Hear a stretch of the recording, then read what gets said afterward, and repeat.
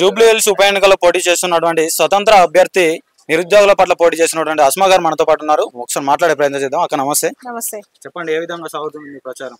సాగుతుంది కాలినడకన. ఇలా మా దగ్గర మైక్ సెట్లు, పెద్ద పెద్ద వెహికల్స్ లేకపోయినా సరే మా నిరుద్యోగులందరూ సహకరించి కాలినడకన డోర్ టు డోర్ ప్రచారం చేస్తున్నాం మేమైతే. అంటే మీరేమో ప్రభుత్వాన్ని ఓడగొట్టాలని చెప్పేసి ప్రచారం చేస్తా ఉన్నారు. మరి అందరు మంత్రులు, కార్పొరేటర్లు, ఎమ్మెల్యేలంతా కూడా ఇక్కడ పాగా వేసిన పరిస్థితి. మరి గెలిపించుకోవాలి ఎట్లానే వేసి కాంగ్రెస్ పార్టీని అని చెప్పేసి ఎట్లా చూస్తారు? మీరు పాగాలు వేసుకున్నా, సింహాసనాలు వేసుకొని కూర్చున్నా జూబ్లీ హిల్స్ లో మీ ప్రభుత్వాలు గెలిచే ప్రసక్తి అయితే లేదు.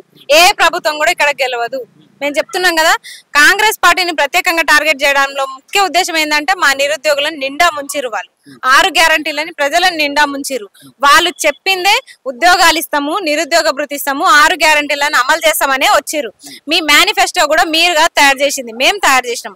మా సమక్షంలో తయారు చేసిన మేనిఫెస్టోని మీరు అమలు చేయకుండా ఈ రోజు గద్దెనెక్కిన తర్వాత కళ్ళు నెత్తికెక్కినాయి మీకు. అందుకే మీకు బుద్ధి చెప్పడమే మా టార్గెట్ గా పెట్టుకొని కాంగ్రెస్ పార్టీకి ఓటేద్దని చెప్తున్నాము. అంతే తప్ప కాంగ్రెస్ పార్టీకి ఓటేద్దంటే బీఆర్ఎస్ కేయండి, బీజేపీకి వేయండి అనే ఉద్దేశం మాది కాదు. ఎందుకేసం వాళ్ళకైనా ఎందుకేస్తారు? వాళ్ళు ఆల్రెడీ భ్రష్టు పట్టిపోయారు. అసలు బీఆర్ఎస్ 10 సంవత్సరాల పాలనలో మనం చాలా నష్టపోయాం నిరుద్యోగులం. వాళ్ళకేమని ఎందుకు చెప్తాం? మేము మాకే చెప్తున్నాము, కాంగ్రెస్ పార్టీకి మాత్రం ఓటేయకండి అని ఇప్పుడు కూడా చెప్తున్నా. ఇప్పుడు కూడా ఎట్టి పరిస్థితిలో కాంగ్రెస్ పార్టీకి ఓటేయకండి. మా బ్యాటరీ టార్చ్ గుర్తు స్వతంత్ర అభ్యర్థులం, నిరుద్యోగులం. మాకు ఓటేస్తే మీ జీవితాల్లో ఏమన్నా మార్పు జరిగే అవకాశం ఉంటది. లేకపోతే మాత్రం 10 సంవత్సరాల బీఆర్ఎస్ పాలన, 2 సంవత్సరాల కాంగ్రెస్ పాలన, నెక్స్ట్ ఏ పాలన వస్తుందో తెలియదు. ఇంకా 2 ఏళ్లు కూడా ఈ కాంగ్రెస్ పాలనలో మగ్గిపోవాల్సిందే ప్రజలు. ఇట్లా ప్రభుత్వానికి వ్యతిరేకంగా ప్రచారం చేస్తున్నటువంటి వాళ్ళంతా పేడ్ బ్యాచ్ అని చెప్పేసి మాట్లాడుతారు నిరుద్యోగులను. దీన్ని ఏ విధంగా చూస్తారు? నేను నామినేషన్ వేసిన, అక్కడ యాక్సెప్ట్ అయింది. నేను పేడ్ బ్యాచ్ ఎట్లయితా? పేడ్ బ్యాచ్ ఎట్లయితా? ఇతర పార్టీలకు లబ్ధి చేకూరే విధంగా పనిచేస్తున్నారు. ఏం ఇతర పార్టీలు మాకేం లబ్ధి చేస్తున్నాయి? ఏం లబ్ధి కనిపిస్తుంది చెప్పండి? ఏం లబ్ధి కనిపిస్తుంది? ఏ ప్రచార రథాలు కనిపిస్తున్నాయి? ఎన్ని ప్రచార రథాలు కనిపిస్తున్నాయి మా చుట్టూ? ఏం కనిపిస్తున్నాయి అని చెప్పేసి ఇతర పార్టీల నుంచి లబ్ధి పొందుతున్నాం అంటున్నారు. తినక మేం కష్టపడి మేం తిరిగి మా బాధలు మేము చెప్పుకుంటున్నాం ప్రజలతోటి. దీనికి ఇతర పార్టీల నుంచి ఏం లబ్ధి జరుగుతుంది మాకు చెప్పండి? ఎవరైనా మాకు బీఫామ్ ఇచ్చి వాళ్ళ పార్టీల నుంచి నిలబెట్టిరా? లేకపోతే మాకేమైనా నామినేటెడ్ పదవులు ఇచ్చిరా?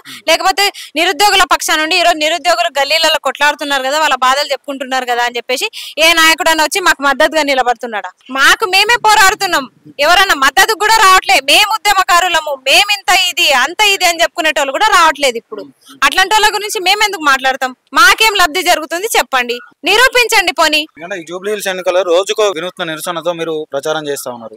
దీన్ని ఎట్లా చూడొచ్చు? ఖచ్చితంగా మేము నిరసన తెలియజేయడం కోసమే నామినేషన్ వేసినాం. మాకు అసలు రాజకీయంలో అడుగుపెట్టాలన్న ఉద్దేశమే లేకపోతుండే. ఎప్పుడైతే మా మీద కేసులు పెట్టిరో, విద్యార్థుల్ని నిరుద్యోగుల్ని ఇబ్బంది పెట్టిరో, ఫీజు రియంబర్స్మెంట్ రాక నిరుద్యోగులు గాని విద్యార్థులు గాని విద్యకు దూరం అవుతున్నారు.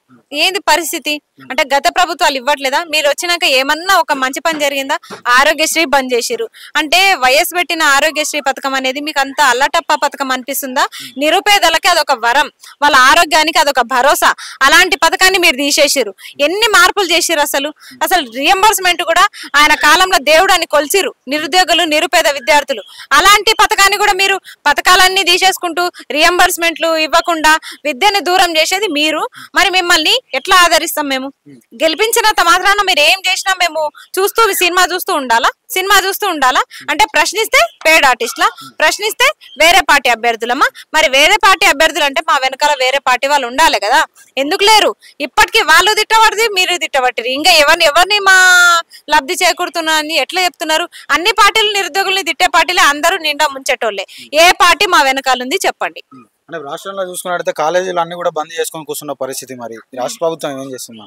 నేను అదే చెప్తున్నా కదా, ఇప్పుడు రియంబర్స్మెంట్ రాకపోతే ప్రైవేట్ కాలేజీలో ఎట్లా నడుస్తాయి? అసలు గవర్నమెంట్ అయినా అసలు విద్యా వ్యవస్థ ఎట్లా బాగుపడుతుంది? విద్యాశాఖ మంత్రి మీరు చెప్తున్నారు కదా నేను 18 గంటలు పనిచేస్తున్నా అని. 18 గంటల్లో 1 గంట మా నిరుద్యోగుల కోసం విద్యా వ్యవస్థ పైన దృష్టి పెడితే విద్యా వ్యవస్థ ఎప్పుడో బలోపేతం అయ్యేది. మీరు ఏం చేస్తున్నారు? అసలు ఎందుకు మొద్దు నిద్రపోతున్నారు? నేను నల్లమల్ల పులిని, నల్లమల్ల పిల్లిని ఏదేదో చెప్పుకుంటారు కదా. పులి మరి ఏం చేస్తుంది? నిద్రపోతుందా పులి? మరి నువ్వు నిద్ర పోవద్దు, మరి నిద్ర పోకుండా కష్టపడుతున్నా అని చెప్తున్నావు. మరి నీ కష్టం కనిపించాలి కదా, దాని ఫలితం ఎక్కడుంది? మాకైతే ఏం కనిపిస్తలేదు. సంక్షేమ పథకంలో నడిపిస్తున్నాం అని చెప్పేసి అంటా ఉన్నారు కాంగ్రెస్. పాంప్లెట్లు వేయించుకోవడం చాలా సులభం. స్టిక్కర్లు వేయించుకోవడం చాలా సులభం, వాళ్ళు చెప్పుకోవడము పేపర్ యాడ్లు వేసుకోవడం చాలా సులభం. చేతిలో పని కదా అది. నరం లేని నాలుక ఎన్నైనా మాట్లాడుతుంది. పేపర్ యాడ్స్ అధికారంలో ఉన్నారు కాబట్టి పేపర్ యాడ్లు ఇచ్చుకోండి. ఆ సంక్షేమము ప్రజల లోపలికి వచ్చి వాళ్ళ మధ్యలో వచ్చి మాట్లాడినప్పుడే సంక్షేమం తెలుస్తుంది. వచ్చి మాట్లాడండి. మేము పబ్లిక్ లోనే తిరుగుతున్నాము, మీరు కూడా రండి. దమ్ముంటే మేము ఒక పక్క మీరు ఒక పక్క ఉండండి. అన్ని పార్టీలు రండి. మీరు ఎంత అభివృద్ధి చేసిరో ప్రజలే చెప్తారు. ప్రధానంగా చూసుకున్నట్టయితే మహిళలను ఆకట్టుకునే విధంగా వీళ్ళు ప్రచారం చేస్తా ఉన్నారు. మహిళలను కోటీశ్వర్లు చేస్తున్నాం అంటున్నారు. మరి దీన్ని ఎలా చేస్తారు? మహిళలకున్న రిజర్వేషన్లు తీసేసి మహిళల్ని కోటీశ్వరుని ఎట్లా చేస్తారండి? వర్టికల్ రిజర్వేషన్ తీసేసి మీరు రాగానే హారిజంటల్ పెట్టేసారు. మహిళలకి ఏ విధంగా మీరు లబ్ధి చేకూరుస్తున్నామని, మహిళలకి బాగు చేస్తున్నామని ఎట్లా చెప్తున్నారు? అంటే ఫ్రీ బస్ ఇస్తే మహిళలకు అన్ని అందినట్టేనా? అంటే బస్సులు వేసుకొని తిరుగుతా ఉండాలా మేము? ఇదే పని మాకు? చెప్పండి, ఏం చెప్తున్నారు? అంటే బతుకమ్మ పండుగకు ఒక చీర ఇచ్చుడు చేత కాలేదు మీకు, మీరు మహిళల సంక్షేమం గురించి మాట్లాడుతున్నారు.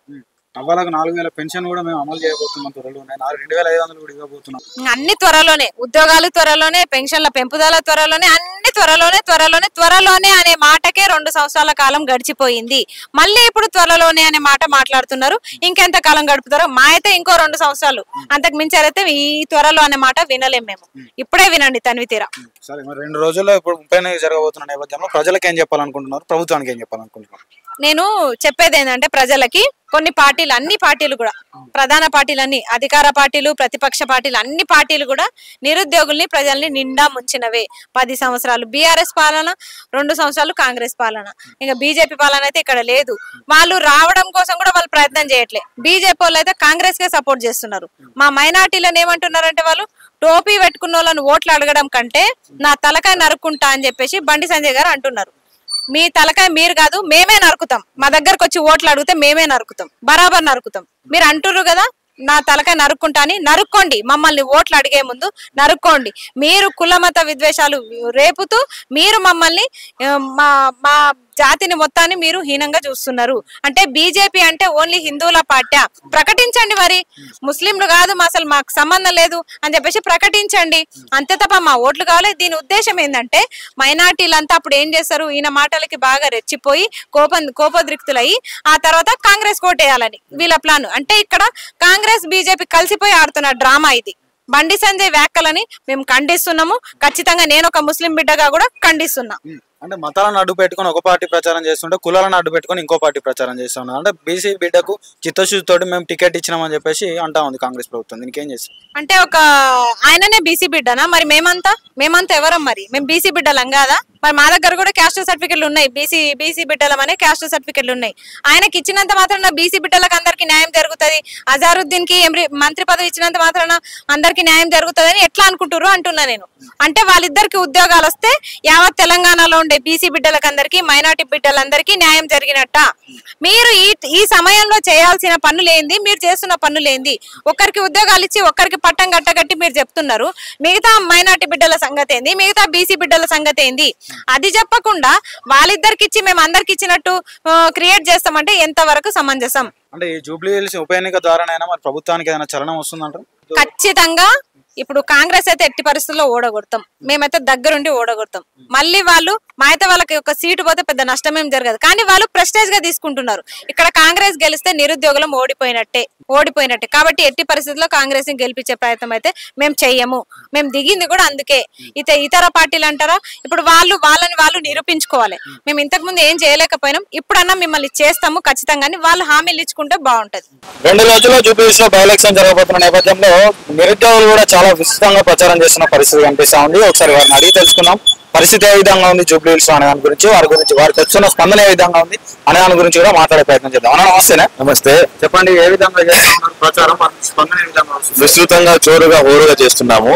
ఏ గడపకెళ్ళినా కూడా ఈ కాంగ్రెస్ ప్రభుత్వం 6 గ్యారంటీ అమలు చేయడంలో విఫలమైందని చెప్పేసి ప్రతి ఇంట్లో ఉన్న వ్యక్తులు మాకు చెప్తున్నారు.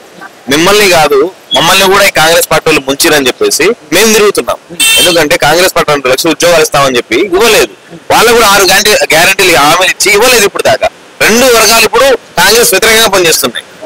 ఎక్కడ చూసినా కూడా జూబ్లీ హిల్స్ లో ఒక రోడ్డు కానీ, ఒక డ్రైనేజ్ కానీ, ఒక నీటి సరఫరా కానీ ఎక్కడ కూడా సరిగా లేదు. అంత అస్తవ్యస్తంగా ఉంది, అంత ఆందోళనకరంగా ఉంది. మరి ఈ పరిపాలకులు ఏం చేస్తారో అర్థం కావట్లేదు. గత ప్రభుత్వం అట్లే చేసింది. గత ప్రభుత్వం బొంద పెడితే ఈ ప్రభుత్వంలో ఉన్న వాళ్ళు 2 సంవత్సరాలు దాటిపోయినా కూడా వీళ్ళు కూడా ఏం చేయని పరిస్థితి.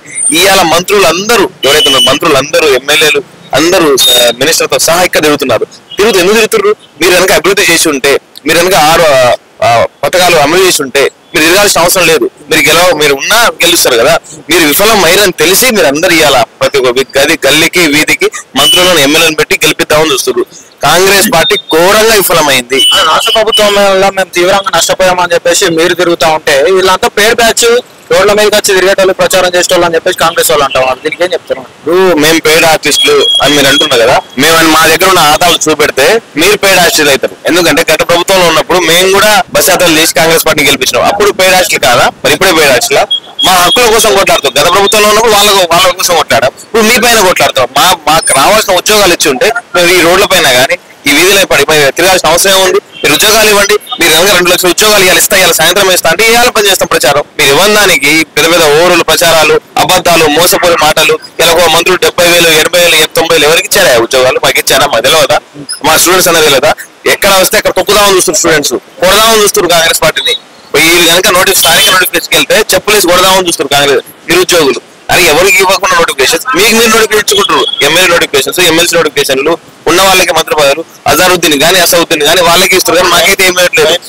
వైఎస్ నోటిఫికేషన్ కానీ ఇప్పుడు అజారుద్దీన్ ఉన్నాడు. క్రికెట్ బోర్డులో అత్యంత కరప్షన్ చేసిన వ్యక్తి అజారుద్దీన్ గారు. ఆయన తీసుకొచ్చి మీరు ఇక్కడ పెట్టారు. ఇది న్యాయమా? ఇప్పుడు హైదరాబాద్ క్రికెట్ బోర్డు కొన్ని సందర్భాల్లో ఇక్కడ సన్ రైజర్స్ ఆడనని చెప్పి వెళ్ళిపోయారు వాళ్ళు. వీళ్ళు చాలా గొడవలు అవుతున్నది అని చెప్పేసి అలాంటి లీగల్ లా, అలాంటి క్రిమినల్ ఉన్న వాళ్ళని ఇలా తీసుకొచ్చి వాళ్ళ మంత్రి పదవి చేస్తే ఏం లాభం? వరల్డ్ కప్ తెచ్చిన కెప్టెన్ అని చెప్తా ఉన్నాడు. మరి అదే అవగాహన లేదు, పరిపాలన మీద అవగాహన లేదు. వరల్డ్ కప్ అని తెలియదు. అసలు ఇండియా టీంకి ఎంతమంది ఆడుతారో తెలియదు. ఆయనకి ఏం తెలుసు? పరిపాలన మీద అవగాహన లేదు. అస్తవ్యస్తంగా ఉన్నాయి. ఆయన పరిస్థితి అస్తవ్యస్తంగా ఉంది. ఎందుకంటే నేను మాట్లాడకపోతే నా మంత్రి పదవి, నా ముఖ్యమంత్రి పదవి తీసుకోవడం చెప్పి ఆయన మాట్లాడుతున్నాను. కానీ ఆయనకు పరిపాలన మీద కానీ, ప్రజల మీద కానీ, నిరుద్యోగుల మీద కానీ ఏ ఇసుమంత అవగాహన కూడా లేని వ్యక్తి ఎవరైనా అంటే గౌరవ ముఖ్యమంత్రి రేవంత్ రెడ్డి గారు. తెలుసుకోండి అయ్యా, ఎంతమంది ఆడతారు? వరల్డ్ కప్ ఎప్పుడు వచ్చింది? అజరుద్దీన్ ఎక్కడ ఉన్నాడు? హైదరాబాద్ క్రికెట్ బోర్డులో ఏం జరుగుతుంది? సన్ రైజ్ ఎందుకు ఆడకుండా వెళ్ళిపోయింది? ఇవన్నీ తెలుసుకుని మంత్రి పదవి ఇవ్వండి. అప్పుడు మంచిగా ఉంటది. ఆయన కరప్షన్ అని తెలిసి ఆయననే దొంగలు, రౌడీ షీటర్లు, కరప్షన్స్ అందరూ కాంగ్రెస్ పార్టీలో చేరి ఇలా కాంగ్రెస్ పార్టీకి ఉన్న వాల్యూ మొత్తం వాళ్ళే తీసుకుంటారు. ఒకప్పుడు కాంగ్రెస్ పార్టీ అంటే ఒక నమ్మకం ఉండేది. కాంగ్రెస్ పార్టీ అంటే ఇందిరమ్మ ఇల్లు, ఇందిరమ్మ అని చెప్పేసి ఒక నమ్మకం ఉండేది. కానీ ఎప్పుడైతే ఈ రౌడీ షీటర్లు, ఈ కరప్షన్స్ బిల్ ఎవరైతే వస్తారో వాళ్ళు వచ్చిన తర్వాత కాంగ్రెస్ పార్టీ నమ్మకం పోతుంది. ఇలా నిరుద్యోగులు ఊరమ్మటి ఇవాళ జూబ్లీ ఎందుకు తిరుగుతున్నారు? మీరు 2 లక్షల ఉద్యోగాలు ఇచ్చి ఉంటే మేము హ్యాపీగా ఉన్నాం. కబ్రస్థాన్ కూడా అసలు అజారుద్దీన్ కి ఎంపీ మంత్రి పదవి ఇవ్వడం కంటే కబ్రస్థాన్ ఇస్తే బాగుండు, ఇచ్చుంటే బాగుండు. ఎందుకంటే ముస్లిం ఇప్పుడు ఒకటి చెప్తున్నా క్లారిటీగా పార్టీలో కొట్లాడుతున్న ఫిరోజ్ ఖాన్కి మంత్రి పదవి ఇస్తే బాగుండేది. ఎందుకంటే ఆయన కాంగ్రెస్ పార్టీ కొట్లాడతాడు. హిందూ ముస్లిం భేదం లేకుండా పనిచేసే వ్యక్తి ఫిరోజ్ ఖాన్. మరి ఫిరోజ్ ఖాన్కి ఎందుకు ఇవ్వలేదు?